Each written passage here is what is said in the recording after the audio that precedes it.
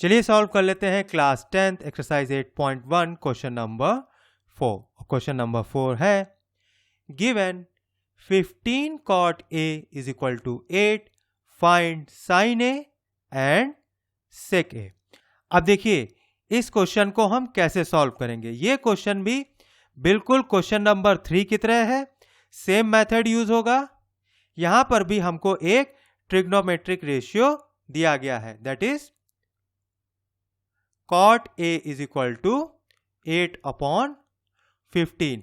तो यहां पर अगर हमें एक ट्रिग्नोमेट्रिक रेशियो दिया गया है तो राइट एंगल ट्रायंगल की दो साइड्स को हम रेशियो के टर्म्स में लिख सकेंगे।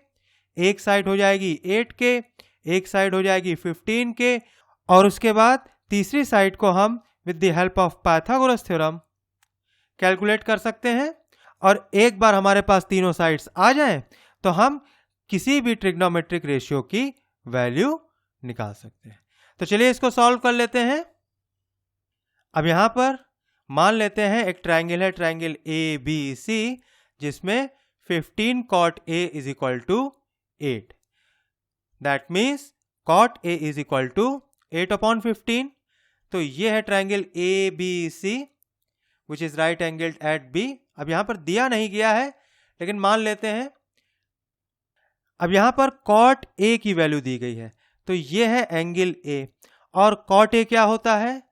सो cot tan is equal to opposite side upon adjacent side, therefore cot is equal to adjacent side upon opposite side. तो एंगल A से ये है एडजेसेंट साइड और ये है अपोजिट साइड, तो cot A की वैल्यू हो जाएगी AB/BC। ठीक है, कोई कंफ्यूजन? चलिए AB/BC इज इक्वल टू 8/15।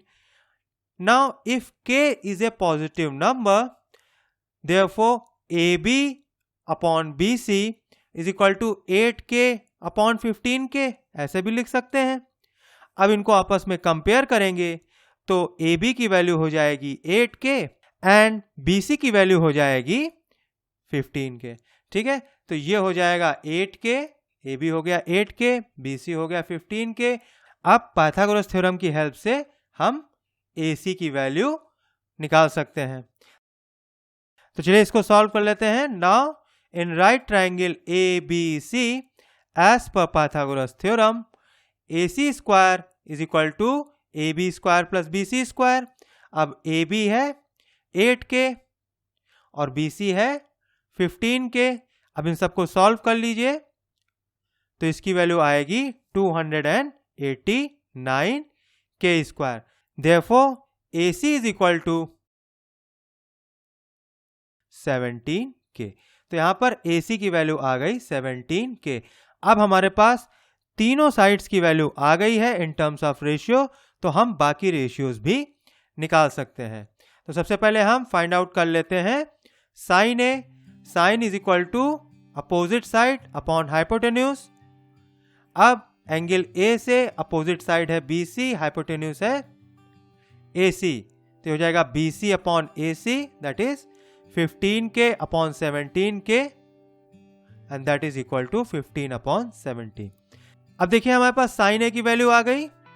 अब हम sec A की वैल्यू निकाल लेते हैं। Now sec A is equal to hypotenuse upon adjacent side. cos A is equal to adjacent side upon hypotenuse, therefore sec A is equal to hypotenuse upon adjacent side। hypotenuse है AC और angle A से adjacent side है AB, तो हो जाएगा AC/AB। अब यहाँ पे AC की वैल्यू है और AB की वैल्यू है 8K, therefore sec A is equal to 17/8 and that is our answer।